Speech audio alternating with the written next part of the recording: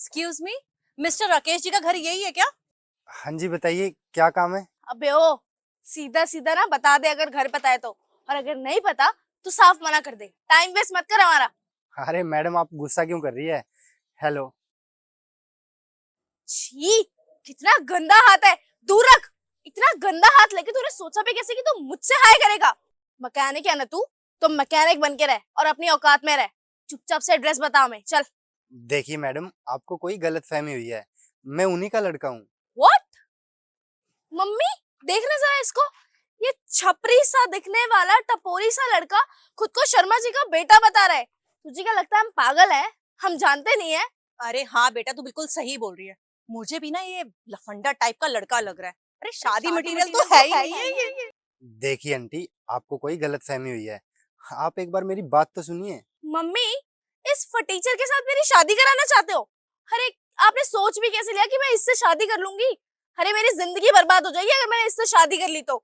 हमने बहुत अच्छा किया कि हम बिना फोन किए आ गए। हमने इनको नहीं बताया, क्योंकि अगर इन्हें पहले पता चल जाता कि हम आने वाले हैं तो ये तो अच्छे कपड़े पहन के खुद को अमीर दिखाते ना। लेकिन अब जब हम बिना फोन के इनके पास आए हैं तो हमें इनकी असलियत पता चली है कि ये कोई अमीर वमीर नहीं है, दो कौड़ी का मैकेनिक है।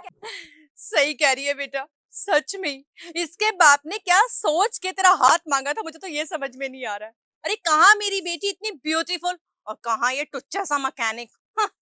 तुम लोगों का काम क्या है? ये धंधा करते हो तुम? अरे, अमीर लड़कियों को झूठे झूठे वादे करके झूठी अमीरी दिखा के फंसाते हो अपने जाल में। तुझे पता है तेरे बाप ने हमसे क्या क्या बोला था? कि तुम लोग बहुत रईस हो, बहुत बड़े बड़े घर है तुम्हारे, कोठियां है तुम्हारी, बहुत सारी गाड़ियां है तुम्हारी। लेकिन यहाँ आके तो कुछ और ही दिख रहा है। तू तो दो कौड़ी का मैकेनिक है। झूठ बोला हमसे। मम्मी, मैकेनिक भी नहीं लग रहा मुझे ये। मुझे तो ये गाड़ी का ड्राइवर लग रहा है, फटीचर कहीं का। देखिए मैडम, आप बहुत देर से मेरे साथ बदतमीजी किए जा रही हैं। मैं चुप हूँ, इसका मतलब ये नहीं है कि आप मुझे कुछ भी बोलते रहोगे। आंटी जी, समझाओ ना अपनी बेटी को। ये किस तरीके से बात कर रही है।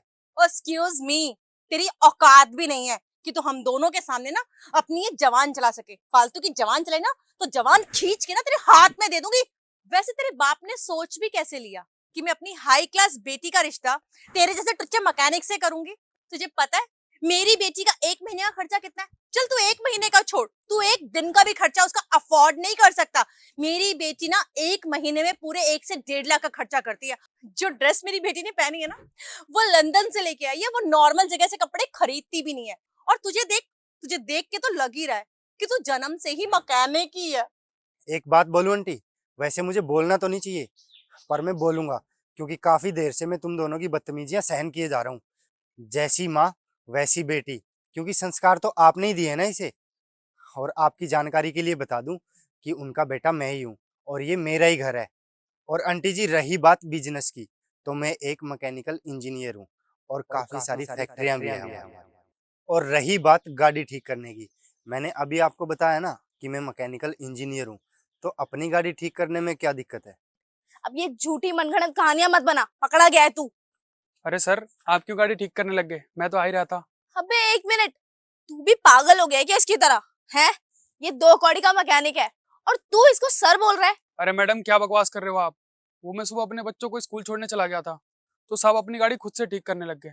मैंने साहब को बोला था कि मैं आके गाड़ी ठीक कर दूंगा, पर साहब ने मेरी बात ही नहीं सुनी। अरे बस करो, ऐसे लोगों को कुछ भी एक्सप्लेन करने की कोई जरूरत नहीं है।